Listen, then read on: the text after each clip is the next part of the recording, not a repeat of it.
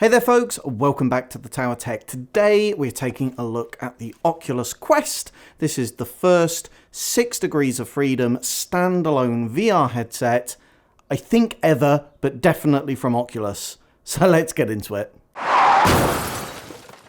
So this is the dream for truly accessible VR content. No PC required, no wires required. This is a fully self-contained VR headset. All of the compute capacity, the computer, the graphics, the tracking, obviously the lenses and the screens are all contained within this device. There's absolutely nothing else required at all.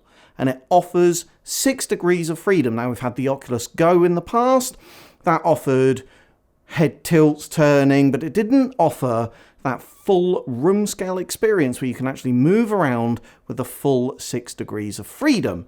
Now, this thing has got 4 cameras, one in each corner of the front plate of the device.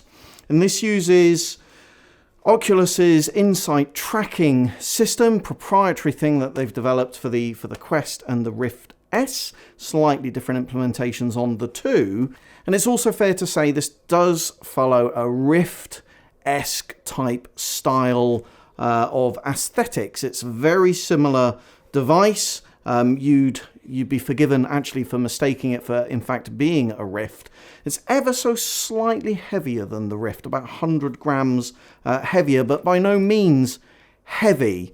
What I would say is that if you are a Rift user and you transition to this device, when you initially put it on, it's going to feel quite heavy actually on your face. And it did take a bit of finesse and adjustment for me to get the strap fitting correctly. The Rift, I've typically had kind of a horizontal level around the back of my head, and you do need to get these straps far further down the back of your head so it cups the bottom of your skull, for want of a better word, to transfer that weight away from the front of your face. Without it, I found myself pulling the straps very tight, and it was actually uncomfortable. So do make sure if you get one of these devices, you invest a bit of time in getting the comfort sorted. The spongy foam faceplate on the front, substantially thicker than I've been used to, either with the standard foam insert on the Rift or anything that we've got from VR Cover. So it feels a little unfamiliar when you first put it on, but invest that time and you'll get the comfort levels right as well. It does have an adjustment slider on the bottom to move the lenses backwards and forwards. This is to account for the difference in distance between your pupil. It's known as interpupillary distance. Great to see a mechanical slider on this device. There's a whole heap of devices that have done away with this, including the Rift S, the tethered latest release from Oculus, and also things like the HP Reverb also doing away with the mechanical slider, which I think is disappointing. And I have to say, the experience of this device is fabulous from the moment you open the box. They really have put some effort into reducing the packaging size. It's very nicely packaged in there, and it really does feel like a premium experience as you get everything out of the box. And I have to say that is equally true of the setup process. Also really slick and seamless. You do need a smartphone in order to do that, but who doesn't have a smartphone readily available to them? And the hardest bit of that process, if I'm honest, was probably the registration of an Oculus account. Of course, if you've got one of those already, you don't need to worry about that step, and it takes you through normal run, a kind of like safety type information, and gets the device connected to your Wi-Fi and set up. The device does come with some charge, but you will need to give it a charge. The good news here is with the USB-C charging, that's going to be pretty rapid. Essentially, this using a Qualcomm 835 processor, which is a couple of years old now, but is known for fast USB-C charging. This essentially is a big smartphone that you strap to your face with slightly better screens. And the battery is rated on this device for 2 to 3 hours. I have to say, personally, I found it lasted a little bit longer than that. about 30 minutes of gameplay, reduced 100% battery charge to about 78%, so 20% of the charge for a 30-minute charge. You guys can do the maths. That's not bad for a device that weighs less than 600 grams and is fully self-contained with no wires attached to it. So, what's it like to play? And I've got one word for you guys: sensational. I really had reservations about buying this device. As someone who's been using the Rift for a number of years, I kind of just felt like it would be a degraded experience, but that couldn't be further from the truth. The OLED screens are vibrant and they're sharp. The screen door effect over the Rift is significantly reduced, and text and images were much clearer thanks to the nice resolution bump that we've had. Both of the screens at 1440 by 1600 per eye. That's quite a nice bump over the original Rift.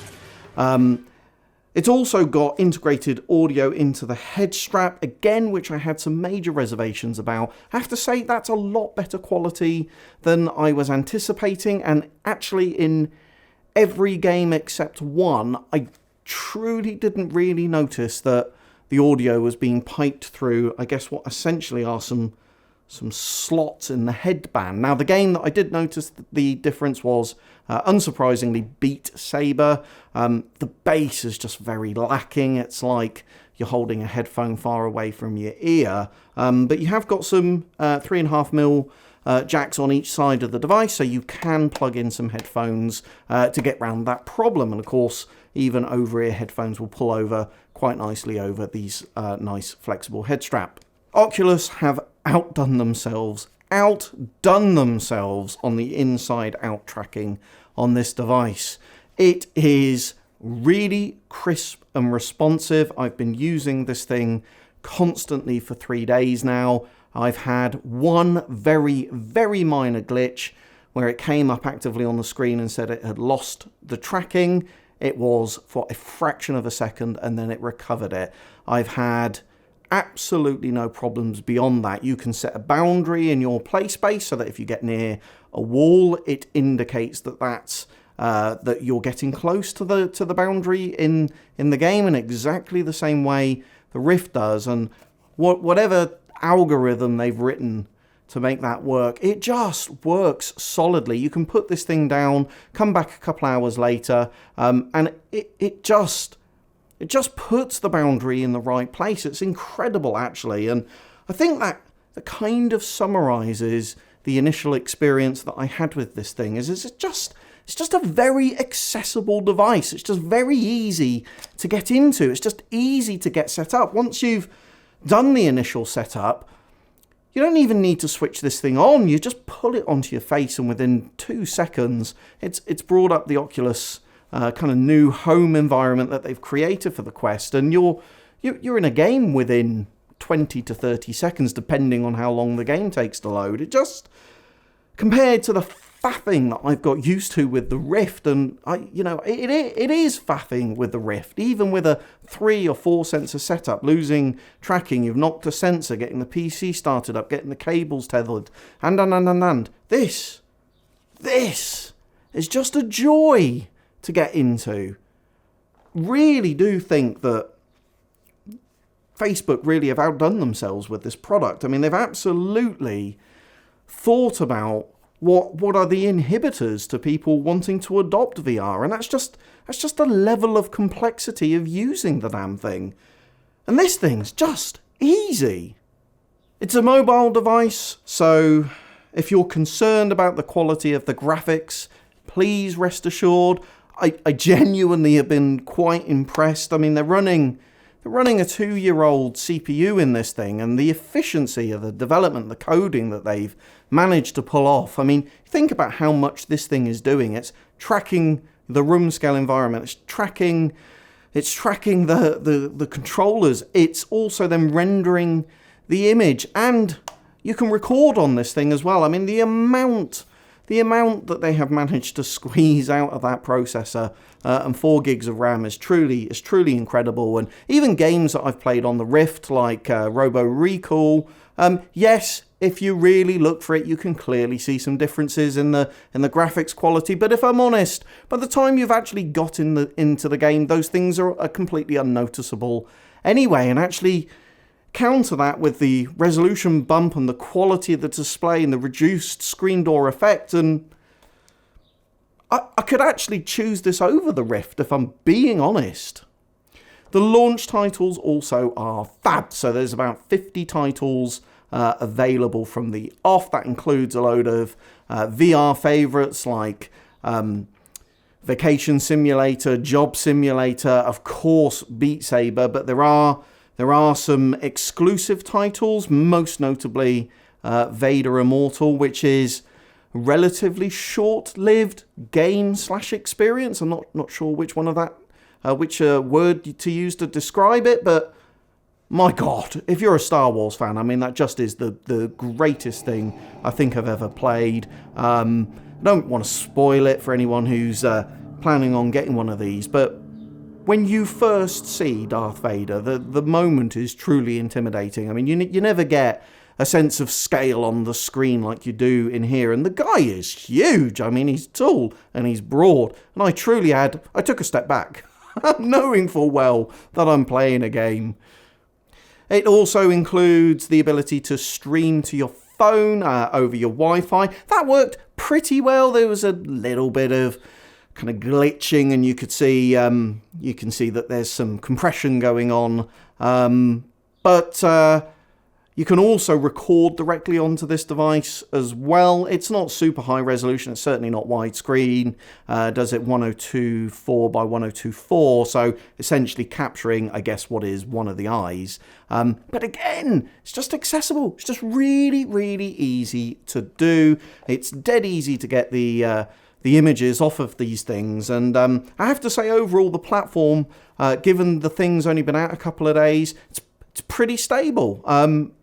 I was expecting to have downloaded new firmware by now. I've been very, very pleasantly surprised by the fact that I've not needed to do that. And overall, I've used some horrendous devices in the past that are just frankly shouldn't have been being sold, quite frankly. But this thing's working really, really well. It's not perfect. There's a couple of niggles. I've definitely observed what looks like some screen tearing from time to time. The audio in the recording is a little bit out of sync, but you can correct that if you've got a video editor.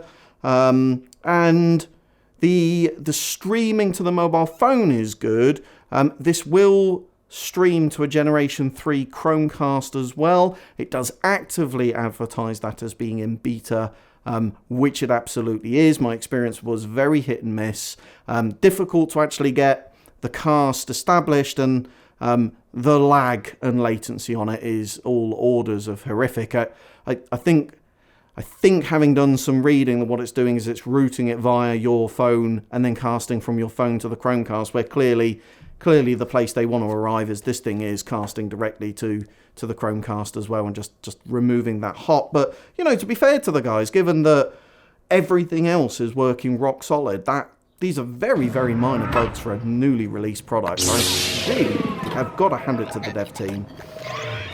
So, I ummed and ahed about whether to buy this thing or not. I didn't pre-order one. I didn't buy it on launch day. I decided to go and pick myself one up.